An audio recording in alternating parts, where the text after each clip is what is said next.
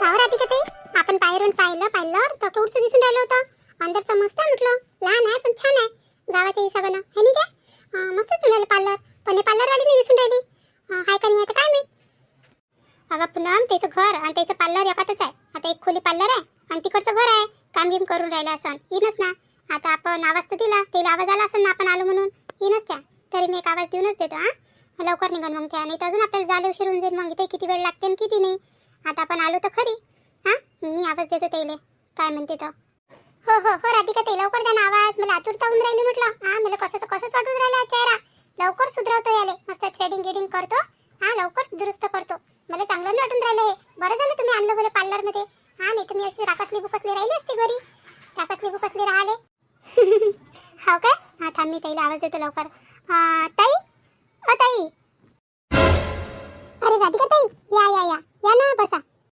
तुमचं का ताई, तुमचं काय पार्लर छान आहे म्हटलं. पार्लर छान आहे. हो का, पण तुम्ही कोण? अहो ताई, ही माझी जाऊ आहे ना म्हटलं, लाईनी. माझी जाऊ आहे लाईनी पूनम. हो का, छान आहे सुंदर आहे. चला ना, तर काय काय करायचं आहे सांगा तुम्ही, बसा. आम्हाला नाही का उशीर झाला थोडासा. आता तुम्हाला तर माहित आहे, इथंच घर आणि इथंच काम. आता तिकडे पाहा लागते आणि इकडे पाहा लागते. आणि तुम्हाला तर माहित आहे, सासऱ्याचं संपतच नाही. इकडे म्हटलं सकाळपासून इकडे एक जण येऊन राहिलं, इकडचंही घेऊन राहिली मी. आणि तिकडचं घरचंही पाहा लागून राहिलं. आपल्याला तर असं आहे बैच्या जातीले का आपण जर कामही केलं ना तर घरही सांभाळायला लागते आणि आपलं कामही सांभाळायला लागते. आपल्याला कोणी मदत करणारं राहतच नाही, है नाही काय. पण असं म्हणा, हे आपलं चालतेच. बसा ना, बसा, घ्या. अहो ताई, सासरे तर जाऊ द्या, पण सासू अशाच आहे म्हटलं. जिथं तिथं असेच रोणे आहे म्हटलं सासूचे. काय करावं. सासू नावाच्या शब्दातच म्हटलं सासू आहे, है नाही काय. है नाही राहते का ताई. घे ना बाई, घे लवकर. ताई घ्या बरं, आईले घ्या. इथं चालूच राहते असं. बोलके मी जाऊ जराशी. नाही हो राधिका ताई, असंच पाहिजे. बोललं चालल्यानंच माणूस समजते. छान आहे. घ्या ना तर बसा आणि सांगा काय काय करायचं आहे तर. पण का हो राधिका ताई, हे तर लय वयाचे दिसून राहिले मला बाई. आणि तुम्ही ताई म्हणून राहिला, मी ताई म्हणून राहिली. ताईच्या वयाचे तर लागून नाही राहिले. किती वय दिसून राहिले बाईचं. अगं पूनम, हळू बोल. त्याला आवडत नाही. त्याला असं वाटते का मी जवानच आहे का सध्या. त्याला वाटत नाही का मी म्हातारी होऊन राहिली. तू ताईच म्हण, नाही तर अजून ते तुझ्या सारं बिघडून टाकून म्हटलं. दुसरं पार्लर नाही आहे मग इथं. ह्याच पार्लरात मध्ये या लागते. त्याला ताईच म्हण. त्याला चांगलं वाटतं ताई बोललं होतं. हो ना ताई. आणि पहा ना, वयाच्या हिशोबानं कपडे कसे घातले. ते शर्ट तर पहा आणि तो पॅन्ट पहा कसा वाटून राहिला. खरंच बोलून राहिला तुम्ही. पहा ना मग, असं आहे काय. यायला चांगलं नाही वाटत काय. वय आहे तर ते एक्सेप्ट करा माणसानं. आणि जाऊ द्या, नाही एक्सेप्ट करत तर आता पहा कशी चण्याच्या झाडावर चढवतो त्याला. मस्त चढवता आता पहा तुम्ही. अहो ताई, मला ना थ्रेडिंग करायचं होतं. बस कुठे तर घेता काय तुम्ही सध्या, का अजून तिकडे जायचं आहे तुम्हाला. नाही जायचं नाही आहे. तिकडचे कामं गिमं आटपूनच आली मी. आता कसं आहे, इकडे करा तिकडे करा.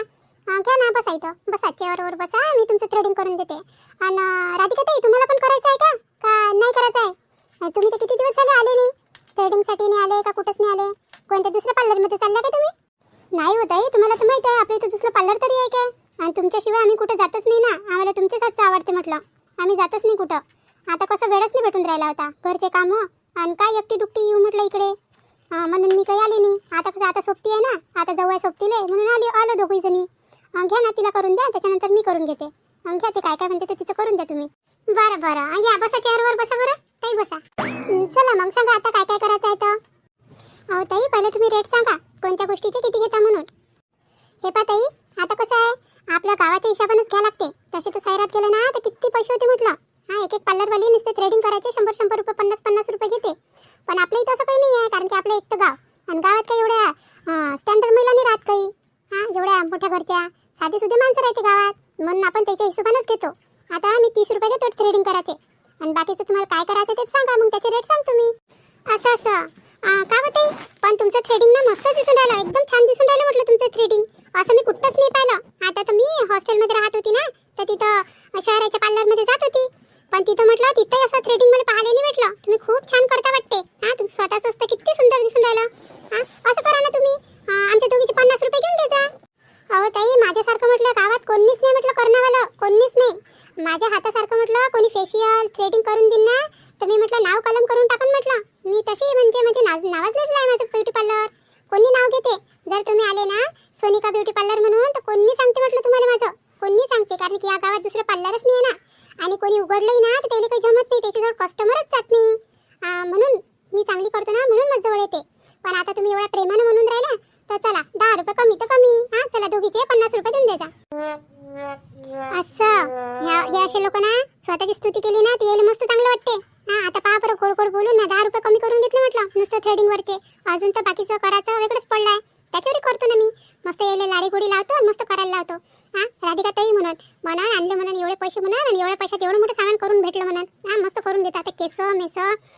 स्पेशली करायला लावते इले. गोड गोड बोलतो आणि सगळंच करून घेतो. अरे बापरे, हे पार्लरवाली बाई कधीच म्हटलं 1 रुपया कमी नाही घेत. जेवढी बोलते तेवढीच घेते. पण हे पूनम म्हटलं सगळीला बरोबर आणते जागेवर. हां, आता एकाएकीच 10 रुपये कमी करायला लावून दिले नाही ना. हां, जे बाई 1 रुपया कमी नाही करत तिचे जवळ 10 रुपये कमी करून घेतले. खरंच मानलं पाहिजे पूनमले. अहो ताई, म्हटलं तुमच्या केसाचा कलर किती सुंदर दिसून राहिला. किती घेता तुम्ही कलर करायचे, किती घेता? आणि केस कापाचे कलर करायचे किती घेता तुम्ही? हे पहा ताई, कलरचे वेगळे वेगळे प्राईस आहे. कसं आहे, कोणी साधी मेहंदी लावते, कोणी ड्राय कलर लावते, कोणी दुसरा कलर लावते. हां, आता त्याच्यात वेगवेगळे प्रकार आहे ना. आणि प्रोडक्टही ज्या हिशोबाचं प्रोडक्ट राहिलं तसे पैसे घ्यावे लागते. आता आपल्या इथं 250 पासून कलरिंग चालू होते. 250 रुपये चार्ज आहे, एकदम कमी. त्याच्यानंतर जेवढं घ्यायचं राहिलं आपल्याला, जसं जसं प्रोडक्ट महाग घेतलं तसं होते मग ते. असं पण नाही, मला दुसरं नाही पाहिजे. तुम्ही जे लावलं ना तसंच कलर असेल तर सांगा. हां, मला तुमचा कलर खूप आवडला. म्हटलं किती सूट होऊन राहिला तुमच्या चेहऱ्यावर आणि तुमच्या ड्रेसावर. म्हटलं छान दिसून राहिला तुम्ही. मला तर बिलकुल असाच कलर पाहिजे. अहो ताई, हा कलर नाही आहे, म्हटलं ब्लॅक कलर आहे. ब्लॅक कलर लावून घ्या ना तुम्ही. हां, ब्लॅक कलर लावून घ्या, छान दिसून म्हटलं तुम्हाला. बरं ताई, आता तुम्ही जसं म्हणून राहिला ना तसंच. आता तुम्हाला जास्त एक्सपिरियन्स आहे, कोणाला कोणतं कलर शोभते कोणत्या नाही आहे. नाही काय, आमचं काय, आम्ही तर करून घेतो जसं म्हणत येते तसं. पण शेवटी म्हटलं पार्लरवालेलेच माहीत राहते कोणाला कसं सूट होते कसं नाही होत. घ्या बरं ते, मला पहिले थ्रेडिंग करून द्या. हां, आणि त्याच्यानंतर आमचं दोघीचं फेशियल आहे म्हटलं, आणि आमचे केस लेवलमध्ये करून द्या. एवढं करून द्या तुम्ही.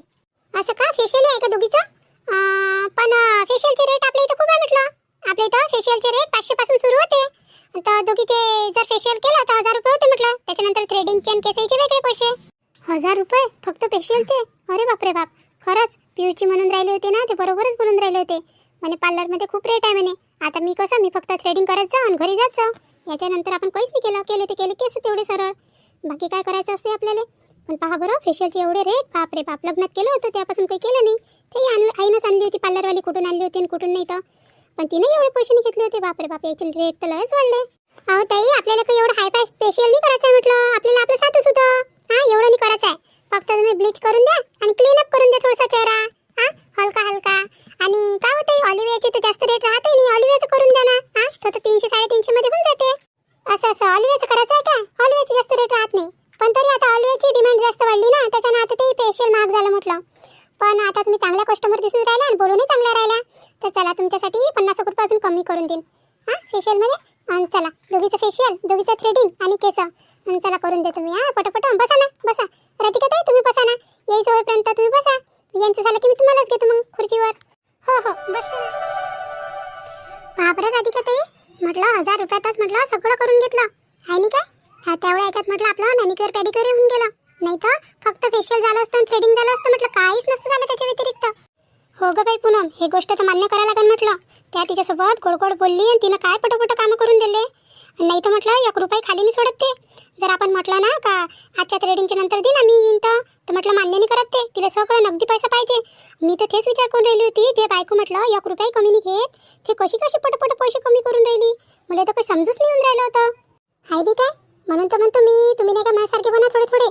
असं साध्या सुद्धाचा जमाना नाही आहे म्हटलं ह्या. आता जरासं तिले काय गोड गोष्टी काय केल्या, जरासं चण्याच्या झाडावर काय चढवलं म्हटलं, एकदमच तिनं भाव कमी करून टाकले. ज्या पैशात फक्त आपलं फेशियल झालं असतं आणि थ्रेडिंग झालं असतं, त्या पैशात तिनं केसही कापून दिले, मॅनिक्युअर पेडिक्युअर करून दिलं आहे नाही काय. फक्त काय झालं, मी गोड बोलले तिच्यासोबत. जर ताई आपलं काम काढायचं असलं ना, तर जरासं लावाच लागते मस्का. कामही निघून जाते आणि त्या माणसाला असं वाटतं की नाही बा आपली स्तुती करून राहिलो आपण. तिला काही हे थोडी ना केलं, तिने फक्त मेहनतच केली ना. आता तिला परवडून राहिला म्हणून तिनं करून दिले. तशी म्हटलं पार्लरवाले ना कामं कमी करते आणि याचे भाव लय जास्त राहते. पण तरी म्हणा आपल्या गावाच्या मानाने एवढे काही पैसे घेतले नाही तिनं. पण चांगलं आहे ना, चांगले घेतले. आता याच्यानंतर ना आपण तिथंच जात जाऊ. आहे ना काय करागिराचं असलं तर ना. आता 1000 रुपयात म्हटलं आपल्या दोघीचं निघून गेलं. हो ना. कोणत्या बाहेर उभं राहून दरवाजाजवळ गोष्टी करून राहिल्या. आता या दुपारी तर कोणी राहत नाही. बाहेर तर साऱ्या घरात राहते आणि बाकीच्या कामावर. कोण होय काय माहीत. पाय तू जरा बरं मी. हे कोण होय? हे तर मंदाबाईची सून दिसून राहिली. आणि हे दुसरी कोण आहे तर? काय माहीत कोण आहे तर, नवाडीच दिसून राहिली. याच्या अगोदर तर गावात कधी पाहिलं नाही. आवाज देतो मी पहिले. राधिका का बाई? हो काकू, राधिकाच होय ना. असं मी तेच तर म्हणून राहिली. म्हटलं एवढ्या दुपारी कोण आहे म्हटलं दरवाजाजवळ उभं राहून गोष्टी करून राहिल्या. तर मी निघून पाहतो तर तू दिसली मला. कुठे गेलती बाई आता दुपारी कुठे गेलती? हो काकू, आम्ही नाही का ब्युटी पार्लरमध्ये गेलो होतो. तर आता तिथं उशीर झाला आणि यायला उशीर झाला. मग आता चाललो घराकडे. तर हे बोलून राहिली होती तर 2-3 गोष्टी करत इथंच उभं राहून गेलो. आता घराकडेच जातो. असं हे बाई कोण होतं? हे पोरगी नवीनच दिसून राहिली. पहिले तर कधी पाहिलं नाही गावात. कोण आहे हे पोरगी? पाहुणी नाही का? नाही काकू, मी जाऊ आहे ना लाईनी जाऊ आहे. लाईनी जाऊ? बरं काकू, येतो मग मी. उशीर होऊन राहिला आम्हाला. घरी जायचं आहे ना, अजून लय वेळचं निघालो आम्ही. कावर राहते का ताई? त्या बोलून राहिला काकू. आणि तुम्ही थांबल्या काऊन नाही तिथे बोलासाठी? त्या विचारून राहिल्या होत्या ना. अहो पूनम, तुला माहित नाही, इच्छा बाया म्हटलं नुसतं इच्छा तिच्या गोष्टी लावते म्हटलं. आणि हे म्हटलं आपल्या सासूबाईची मैत्रीणच होय. आपल्या तोंडून काही निघालं तर म्हटलं फालतूच एक हे होऊन जाईल, घरात क्लेश होऊन जाईल. चल आता पटकीनी घराकडे. तसाही लय उशीर झाला आता. घरचे पाहा लागते ना. चल, यायचं काय आहे, येईल तेवढंच काम आहे. कोण आलं काय कोण गेलं काय. चल आता. असं काय राधिका ताई? चला मग, काय उशीर करता. चला घराकडे.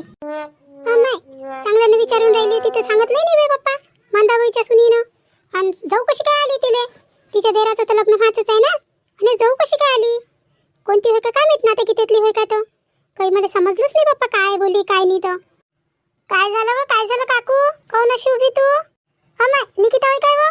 नाही बिचारी अशीच उभी. आता मला दरवाजाजवळ आवाज आला तर येऊन पाहतो ते मंदाबाईची सून दिसून राहिली.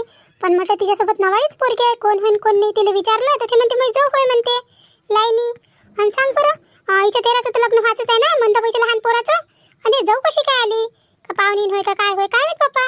घे व बाई, तुला माहीतच नाही काय मंदाबाईच्या पोरानं काय केलं तर? मंदाबाईच्या पोरानं काय केलं होतं ना? काय केलं?